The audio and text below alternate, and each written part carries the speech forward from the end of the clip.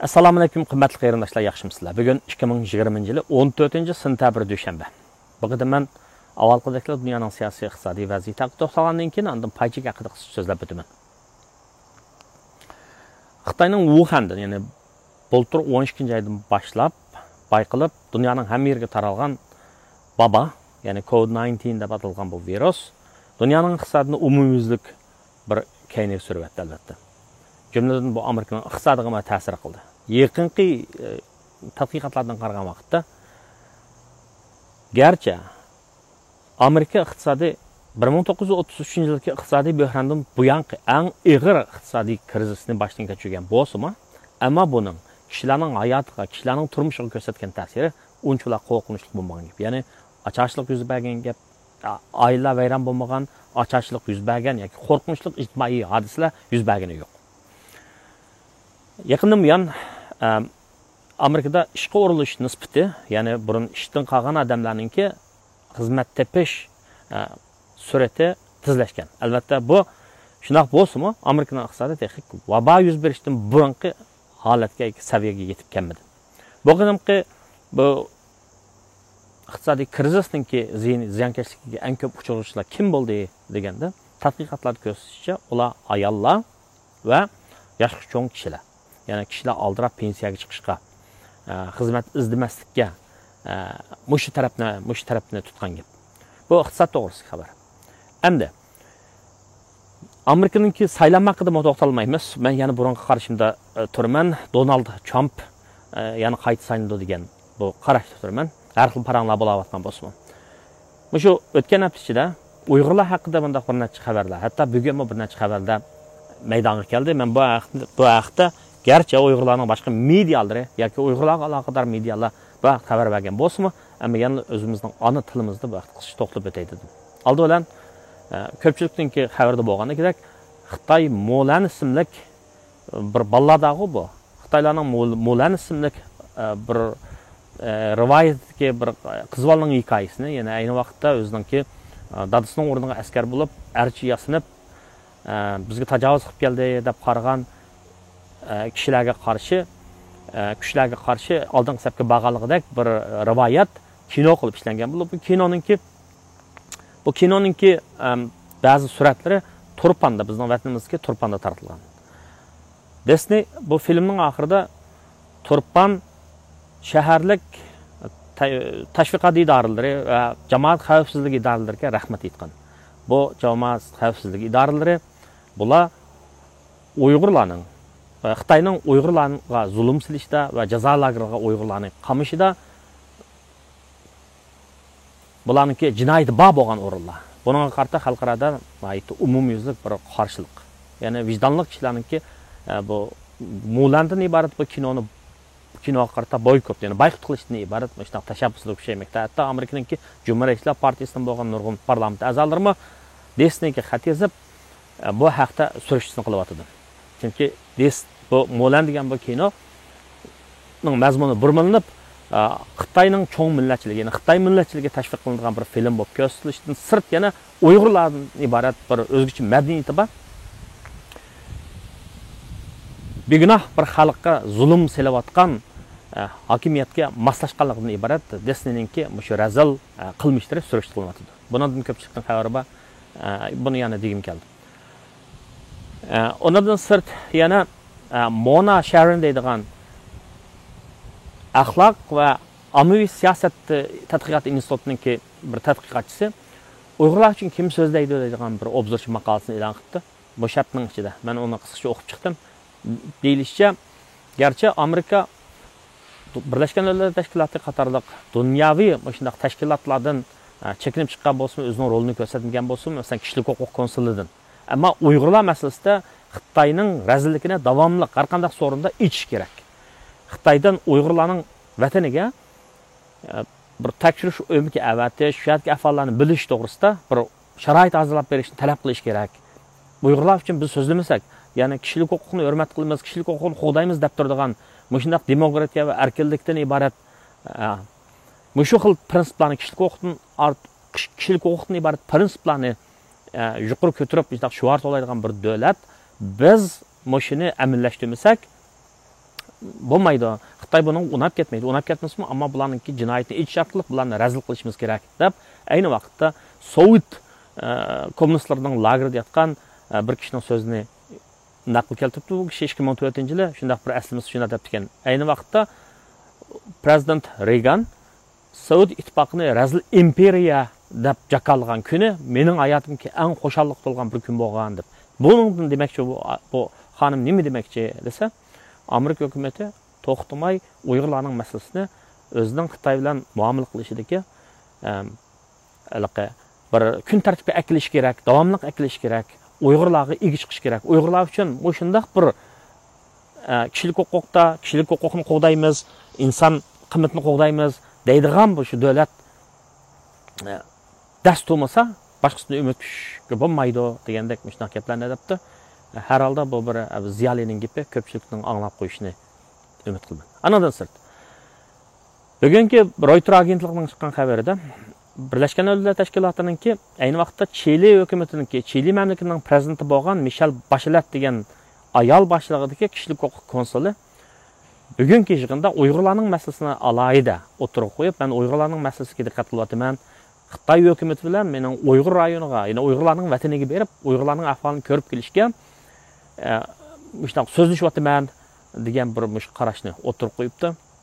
Undan sirt bugun o'sha vaqt bugunning o'zida yana Xitoyningki davlat boshlig'i Xi Jinping bilan Angliyaninki bosh ministri Angela Merkel, Charles Michel, Yevropa Birligining prezidenti va komissiyoni qatorliq 3 kishi to'r orqali suhbat o'tkazibdi.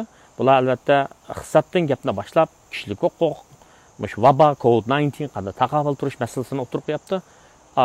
Bu 3 kishi, ya'ni 2 ayol, 1 er Xi Jinping bilan bo'lgan suhbatida Uyg'urlar masalasini alohida ta'kidlabdi. Albatta Hong Kong masalasini ta'kidlash bilan birlikda Uyg'ur masalasini alohida ta'kidlabdi. Shuning bilan birlikda bir o'zlarining diplomatlarining ashu rayonlarga berib kelishiga Xitoy hukumatining yo'l qo'yishini debdi. Buningga qarata Xi Jinping ma'qul degandek ifoda bildiribdi. Endi bu ishlarning oqibati, bu ishlar qanday bo'ladi deganda, mush ishlar reallikka aylanmadi, bunga qaraymiz. Xitoy Uyg'urlarga zulm qilish orqali o'zi bir jinoyat ishladi, insoniyatga qarshi bir jinoyat ishladi. Shuning bilan buning o'zining yuziga o'zi qora suradi. Endi buni sopullabmi, dag'labmi chiqarib o'tolmaydi. Endi nima bo'lishi mumkin deganda, agar Birlashgan Davlatlar Tashkiloti kishilik huquq komissiyasining komissari bo'lsa, Yevropaning diplomatlari bordiga ish bo'lsa, bizning vatanimizda bizning kishilarimiz ko'chalarda azroq ko'payib qilish mumkin. Qarmoqqa, o'yin tomosha bilan xo'shal yashayotgandek, saranlach ko'chalarda usul o'ynayotgandek bo'lish mumkin. Bunga qaraymiz. Lekin bizda bir gap bor. Yog'och qozonda osh bir qatim pishdi deydi, ham kunni etak bilan to'sib og'ilib bo'lmaydi deydi. Sening yolg'onchiliging bir qatim bilingan ekan, haq aldirab ishonmaydi. Xo'sh. Endi men gapni paychiki haqida yana davomlashtirayman. Men o'tganda kishilarga paychiki haqida ma'lum bir asosiy savollarni berib kelayotgan. Hozir shu paychiki haqida menda bir ikki narsani deb bergim keldi. Birisi ko'pincha vaqtda Amerikaning paychiki bozori qarabla SP500 deydigan bir gapni kishilar naiti anglaydi. Ya'ni bu SP500 degan SP500 o'sdi, SP500 tushdi degan gapga qarabla Amerikaning iqtisodi o'sabdi yoki Amerikaningki iqtisodi tushibdi deydigan mana bir qarashga keladi kishilar. Ya'ni iqtisod o'qigan, siyosiy tushunadigan kishilar. Bu SP degan nima? SP500 degan nima desa, SP500 degan Standard and Poor 500 degan gap bo'lib, bu bir aloqa hisoblash orqali iqtisodiy uchur bilan ta'minlaydigan. Shundaq bir paychika bozorininki ahvolini o'lchab beradigan, ko'rsatib beradigan shundaq bir indeks, ya'ni ko'rsatkich. Indeks degan nima desa, bir matematik usullar bilan hisob chiqarilgan bir ko'rsatkich. Xuddi biz bir odamni bir o'quvchini o'rganish ahvoli yaxshi, nachar desak, uni sondan ifodalaymiz-ku. A'lochi o'quvchi 95 dan yuqori nomer oldi yoki Niyot qolgan o'quvchi 60 dan tuvan oldi fanlardan deymiz-ku. Shunga o'xshash bu indeks degan ma'lum bir narsaning ahvolidan xabar beradi. Masalan, bizningki qon besimiz 120 bilan 80 bo'lsa, din tuvan bo'lsa normal bo'ladi. 120 dan 80 dan yuqori bo'lsa, qon besim bo'lgan bo'ladi. Shunga o'xshash bu ashunaq bir ko'rsatkich hamda. SP500 o'sdi degan gap iqtisodda yaxshilanish bo'ldi degan gap. Ya'ni bu 500 degan nimaga vakillik qildi desa, 500 degan mush Amerikada pay cheki bozorida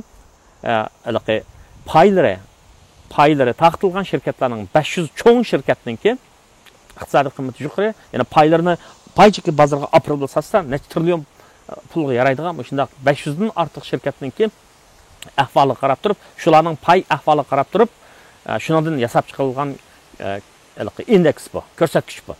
Albatta, shirkatningki bozor qiymati, pay chekidagi bozor qiymati yuqori bo'lsa, uning berilgan nomor yuqoriroq bo'ladi. Bu shundaq bir matematikalik usullarni hisob chiqarilgan, shundaq bir ko'rsatkich bu. Shunga SP500 o'sdi degan vaqtda pay cheki bozorida o'sish bo'ldi deymiz, ammo hamma pay o'sdi deganlik emas bu. Ma'lum paylar o'sdi degan. Ya'ni shu SP'dagi 500 cho'ng shirkatningki paylarining ba'zilarining o'skini, ba'zilarining tushkini, lekin umumiy hisoblab kelsa ish yuzlanishi bo'lganligini tushuntirdi. Endi Dow Jones Industrial Average deydigan bir narsa bor, yana birisi bor. Dow Jones degan nima desa, Dow Jones bir ism, sanoat ko'rsatkichi, sanoat o'ttirish qiymati degan gap. Bu 30 cho'ng shirkatdan, ya'ni shu kran ishlab chiqarilgan, burun mana eg'ir tipdagi mashinalarni ishlab chiqarilgan sanoat shirkatlarininki paylarininki 30 payninki payning qiymatining o'sish yoki tushishiga qarab turib chiqarilgan, ko'rsatilgan, shunday hisoblab chiqarilgan bir ko'rsatkich. Endi biz shu Dow Jones ko'rsatkichi oshdi yoki SP500 tushdi yoki oshdi degan vaqtda biz qaysi sohada paylarninki oshgan yoki tushganligini biroz hissiy jihatdan faraz qila olamiz. Ya'ni SP500 degandek shirkatlarninki eng topida turadigan qaysi desa, Alma shirkati, Microsoft, Amazon degan o'xshash bunday shirkatlar bor, cho'ng shirkatlar bor.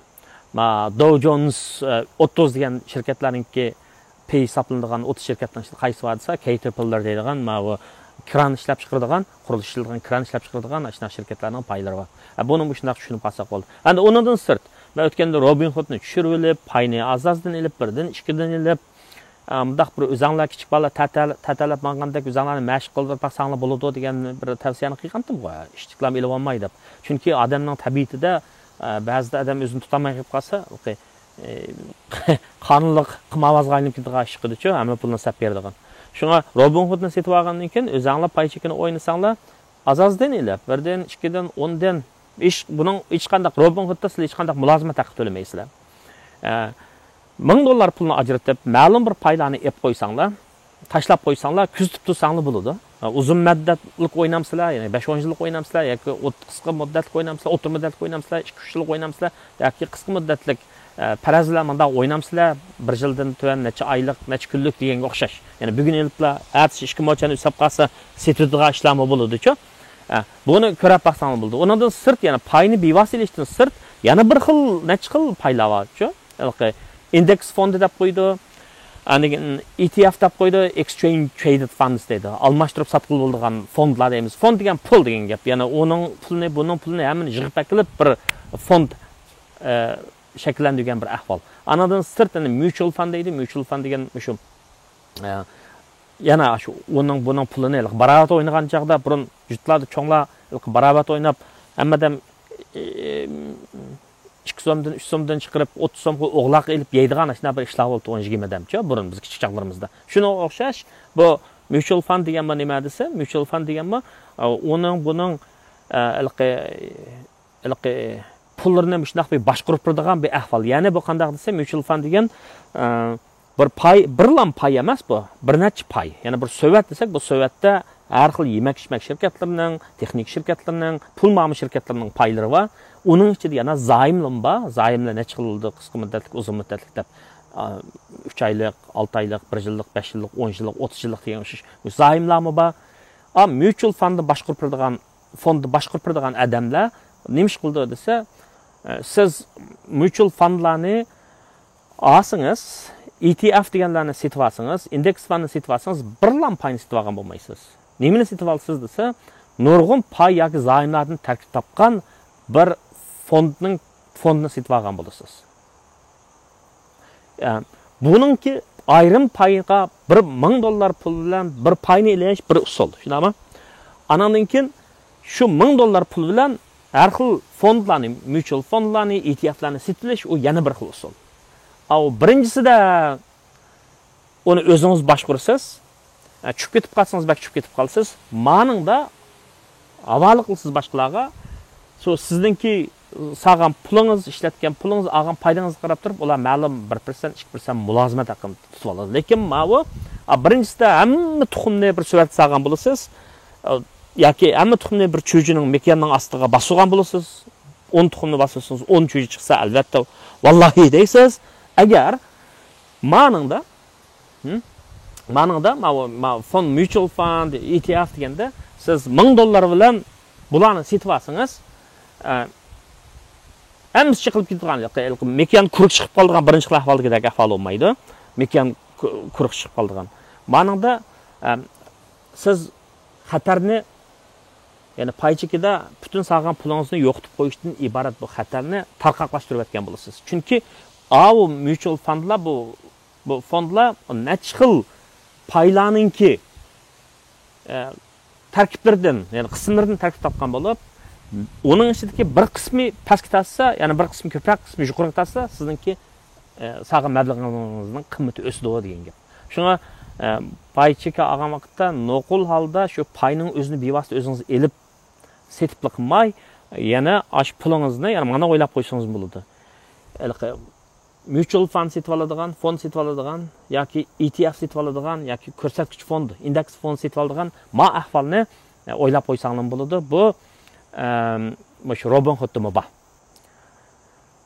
Ondan olsa bugünkü söz müşahede tamam. Rahmet. Görüşkice aman bolonlar.